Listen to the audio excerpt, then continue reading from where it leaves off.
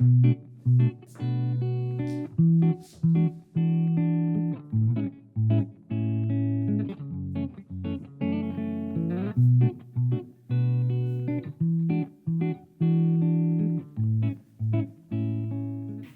welcome to another video. I thought because we were talking last night about gratitude that we could do something a little bit different today, because I've noticed that in the past couple of years I'm a much happier person than I used to be, and I don't think that's a coincidence. I think I've learned a lot of tips about how to be happy, and I've kind of trained my brain a little bit, and I thought it would be a nice thing to share.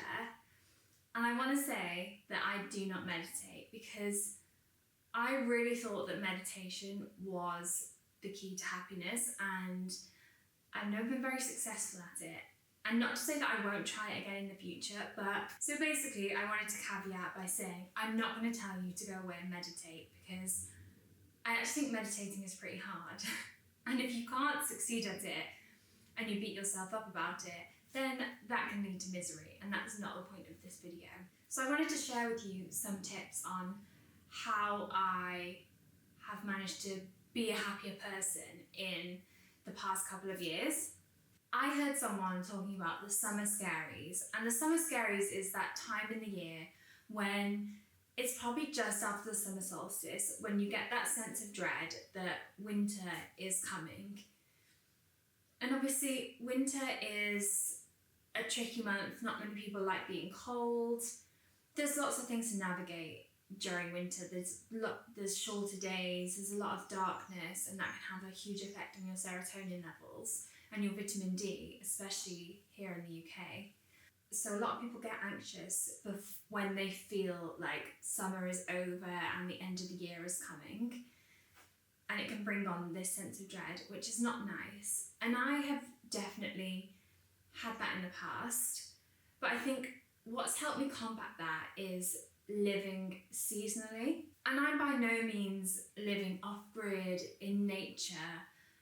I do live in a village in the countryside, but I'm quite close to a city, so I don't have this perfect rural life as much as I would love to be off-grid, but that's a story for another day. To live seasonally, I have just appreciated the seasons a lot more and tried to enjoy what each season has to offer. And I think with every single season, there is something to be enjoyed. And I think with winter especially, I think winter is a really good time for rest and relaxation. And if we can kind of mirror what nature is doing by giving ourselves permission to rest as much as we can too.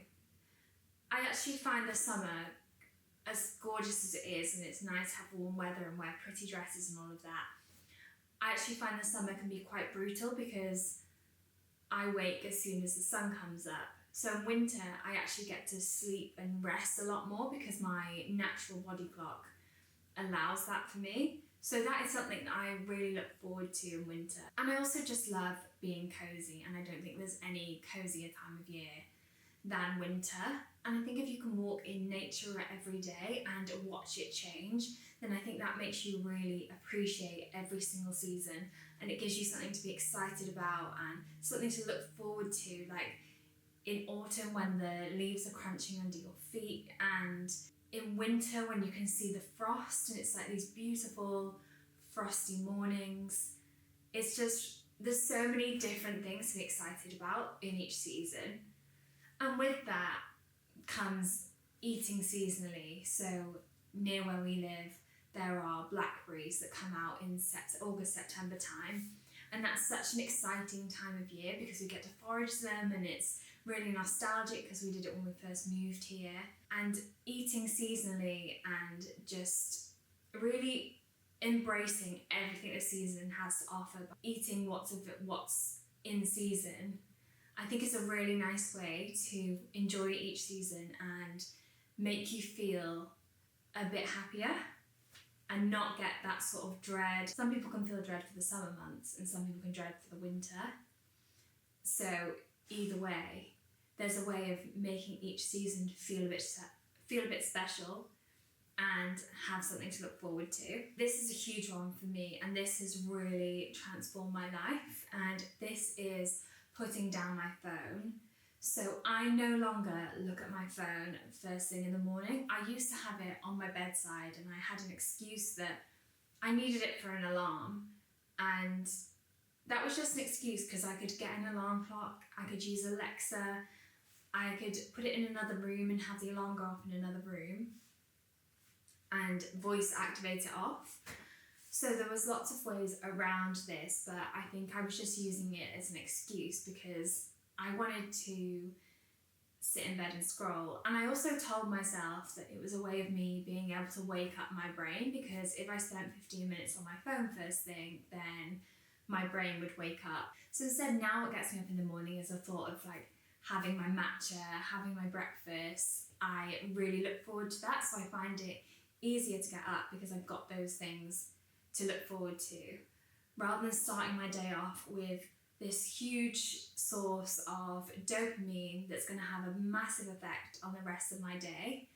There's a lot of science and a lot of studies gone into dopamine and the dopamine we receive from our phones and how that affects us.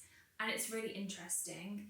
I'll try and explain it as simply as I can, and maybe do your own research, but basically we deplete ourselves because we're getting this fast dopamine from our phones. We are depleting ourselves of dopamine for the rest of the day, which means that we can't be bothered to do anything.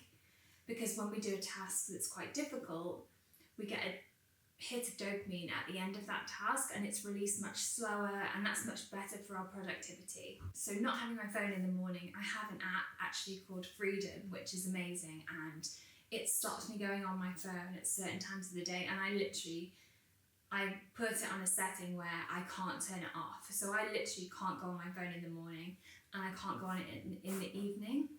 And then another thing I do is I know if I've got a chunk of like 5 or 6 hours where I want to work, then I will turn the app on, and you can set it daily for like a certain amount of time. And this has just helped my brain so much. I'm not comparing myself all day to other people. I'm not doom scrolling. I'm not getting stuck in that trap on TikTok or Instagram. I absolutely love YouTube, and I am a fan of social media, and I work on social media, but I do think that I need to have boundaries around it, and setting boundaries for myself with it and being really strict has helped me so much. And now when I do go and watch social media or do go and watch YouTube, it's really intentional, and I know what I'm doing. I've allowed myself that time.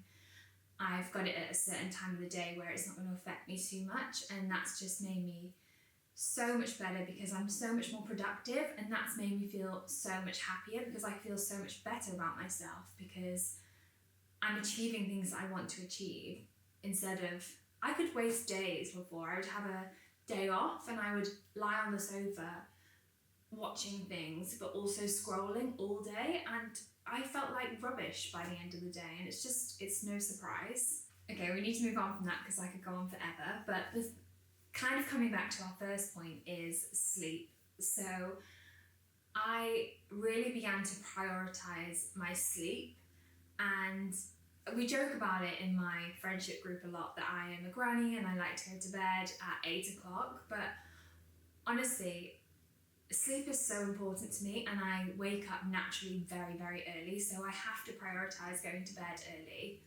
Obviously, there are some nights when that just doesn't happen, and that's totally fine, but getting enough sleep and just really prioritising my sleep health has really helped me feel happier.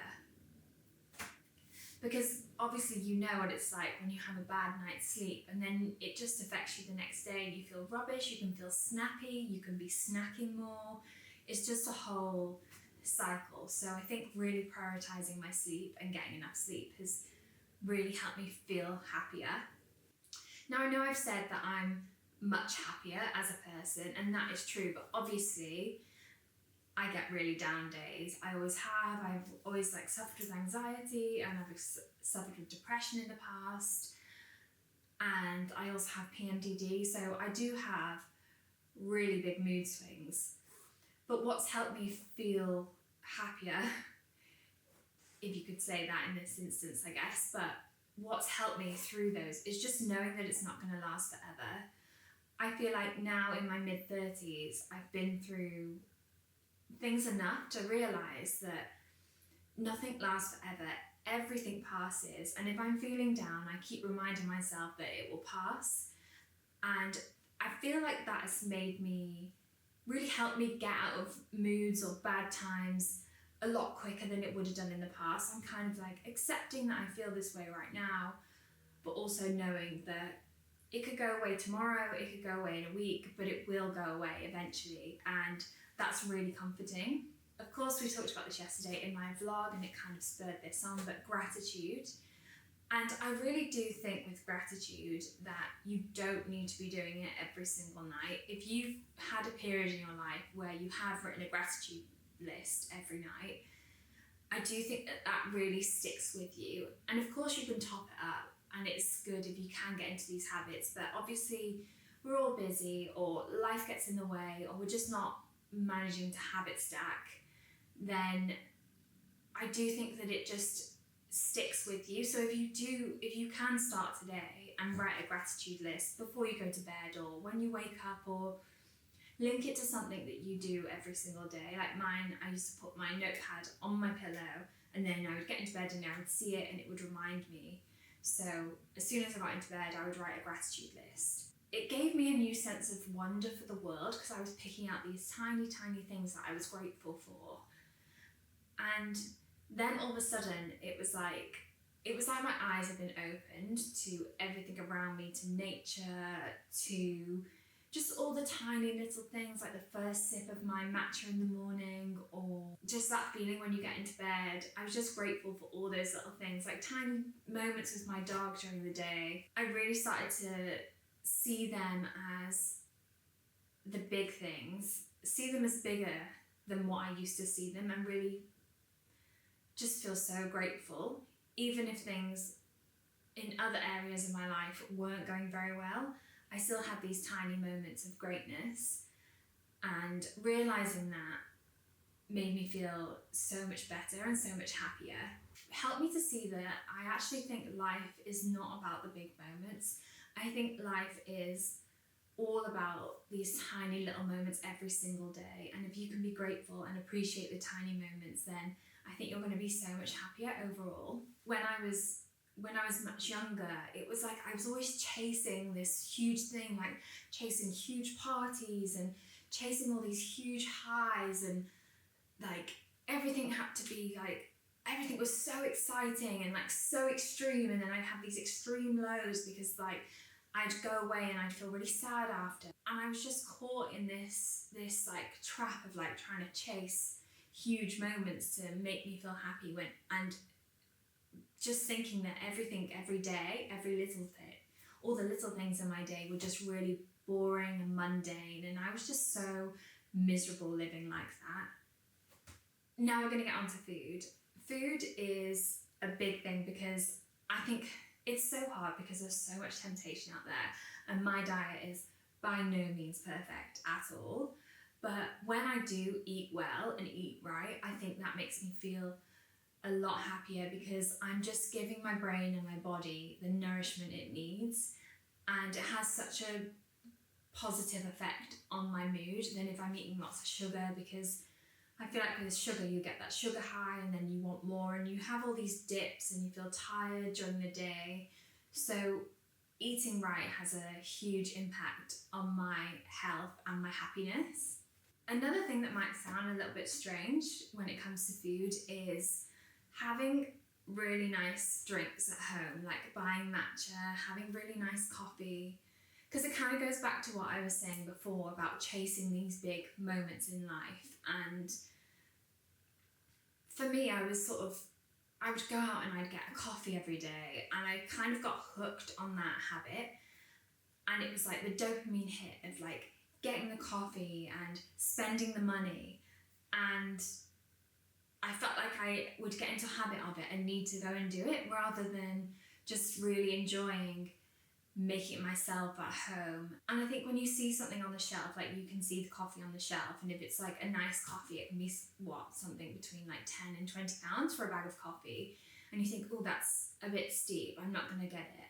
But then you keep going to buy these coffees out, then it's way more cost effective to get it at home. And I think having it at home and making things yourself from scratch gives you a slower release of dopamine, and I think you have a little bit of a sense of achievement because you've made something yourself, rather than just like tapping your card and like paying for it and getting someone else to do it and then just drinking it down. It's like you can really appreciate the whole moment and turn the moment into a big ritual, and it's something that you really enjoy as part of your day.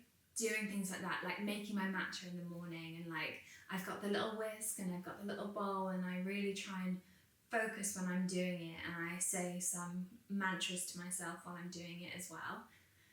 And I think that really helps me enjoy the simple things in life and enjoy my house or my home and like the little moments in my life.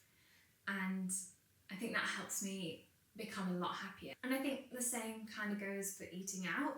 I think eating out can be so nice. It can be such a nice experience, especially if you're meeting friends or you're with your family and there's a special occasion. But I can get into a habit quite quickly of eating out all the time, and once you do it, you can't bother to cook at home, and you just want to do it more and more and more, rather than just really appreciating it for what it is. And I think if you can slow down and you can cook at home, then you get this real sense of achievement.